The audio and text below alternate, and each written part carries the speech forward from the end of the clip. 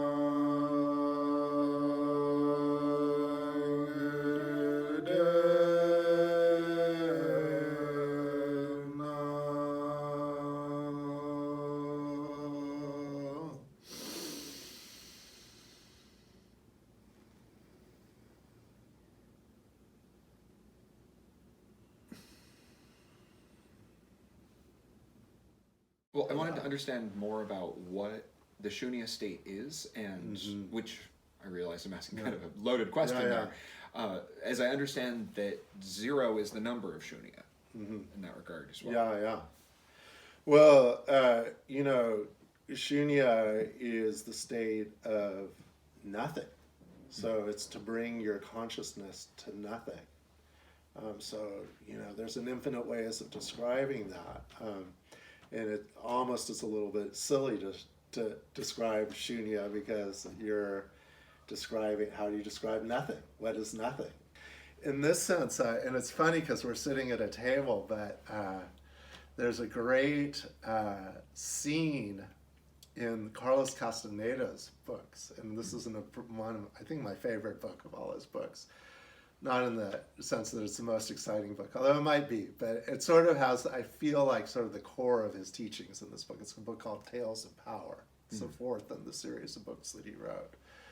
And he's describing the totality of the self, so that everything that exists, and how that we relate to that everything through being, a conscious, luminous, alive being, an aware being. And he divides the totality of the self into two categories. One he calls the tonal, and the other he calls the nahual. And in the book, it's quite humorous.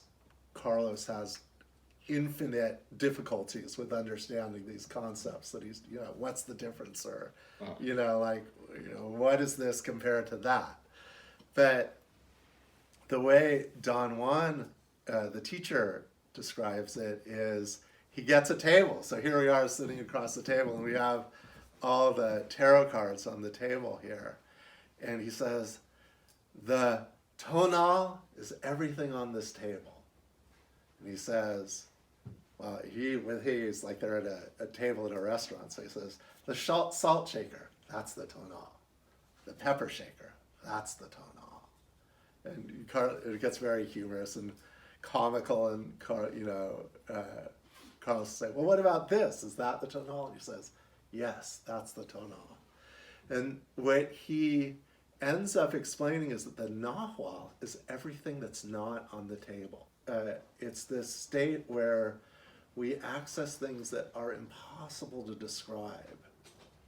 So in many descriptions of samadhi or meditation or deep meditation or meditation experiences, what the sages like to say is, well, you can't really talk about it because it would be like trying to describe to somebody what it means to say candy is sweet. We all know candy is sweet, but how sweet, sweet? What actually is sweet? How do you put that into words other than, it's this thing, and when I taste sweet, is it the same taste that you're tasting? Or by the fact that you're tasting it, is it something completely different? And none of us will ever know that.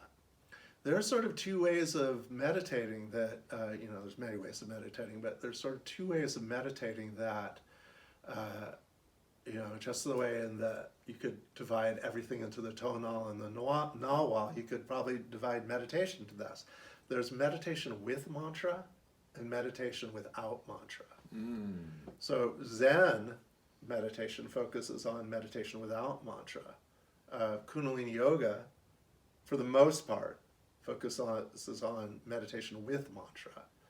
So every time you choose a mantra, you're sort of creating a different frequency. And in the Tantric Tarot, we've divided out 22 frequencies to describe sort of the totality of spectrum of all the frequencies there are. But every mantra, you can start chant Sat Nam, that has a certain frequency to it, and you will get it will affect your mind and your total being through the mind in a different way if you chant Sat Nam than what would happen if you started to chant or repeat mentally Waheguru. But then you have meditation without mantra, and the instruction of that is stop thinking. And actually mantras, the idea of a mantra is that by repeating it over and over again, creating this consistent thought wave, at a certain point you start riding the energy of the thought wave, and at a certain point the mantra sort of dissolves, and it's just this wave of energy that you're riding in your mind and your awareness. But Zen meditation just starts as like, don't do anything, just breathe. Just breathe, and whatever happens, don't put a label on it. And if you start putting a label on it, go sort of like in your mind, you sort of go like, oh, I sort of made a mistake, or there's sort of a break in my flow. I started thinking about what my experience is. I'm just going to let this go on my next exhale. And then again, just like let whatever happens without label to it. So when you do that, it's very hard to start talking about what happens, because we're consciously, to talk, we put a label on everything. That's what talking is, putting labels on everything so we can say, this is what it is. And also, like, that's happening all the time. Our mind is putting labels on everything, but on another level, we're experiencing things directly all the time. And so part of the idea of the meditation on Shunia is to move away from that part of ourselves that describes what we're experiencing. Once you start describing things, once you start putting labels about things, you're going into the space of your intellect, and you're getting out of the space of direct experience. So that's why as frequency zero, that it occurs simultaneously within all of them, but also outside all of them. Yeah, it's one to itself, and it's like that. So another way, not a word that I particularly like because it has some weird connotations when you start using it as a label, but another way that yogis talk about this is purity.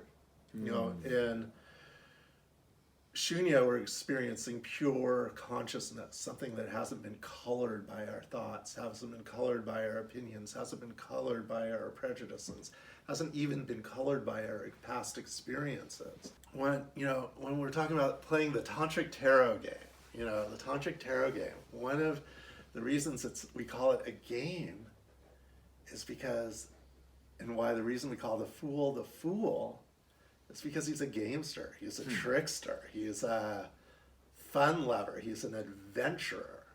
And when we go out into that state of Shunya, it's like we're experiencing something directly.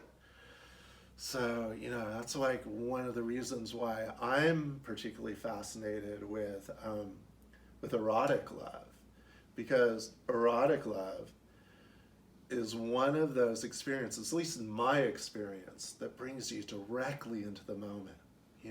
The sensations and the experiences and your attunement to what's happening in the moment is so strong that it can really take you out of that experience of, oh, this is what I'm doing right now, or why don't you do this? But in making love, there's that sort of sense that we go so exquisitely into the present moment and enjoy that present moment and have fun with it and get into the ecstasy of it and get into the deep, like, you know, another thing that happens almost automatically when you get into that erotic state. What happens to your breath when you're in that state? I mean, I know it's one of the most joyful experiences that I have when I'm with my beloved, my actual lover in real life, is that I can hear her breathing change, and it goes into a completely different rhythm. It has a completely different sound. I connect with the feeling of what's happening with her breath in a way that is exquisitely in the moment. You know, it's like, oh, it draws me in. I want, and that's kind of what love making is. That's why we call it making love, because we love it so much. We're being drawn into that experience so much. We're being drawing into that moment. In all of the 22 frequencies, keep in mind that you want to have, as much as possible, that direct experience, that they're breathing into it, moving your awareness deeply into it. Because anything that you do when you create that experience becomes a cosmic experience, becomes an experience of cosmic consciousness. I mean, that lamp can be the boring lamp that I see every day, but you know, Zen meditation is you just look at a wall, and how much more interesting is it to look at a lamp than a wall? It has all this shape to it, and it can do things, and it has, you know, a history to it. You know, we talk about like certain sensitive people can look at an object and almost like feel all the people who have ever interacted with that object. I think it's called like psychometry or something like that. You know, you just like, oh, you know, instead of being Sherlock Holmes and figuring it out with your mind, you just like pick up the clue and start feeling it and going like, oh, I see whatever, you know, this person did that was holding this thing. Because, you know, that carries the vibrations of everything that's been experienced in that space of that lamp.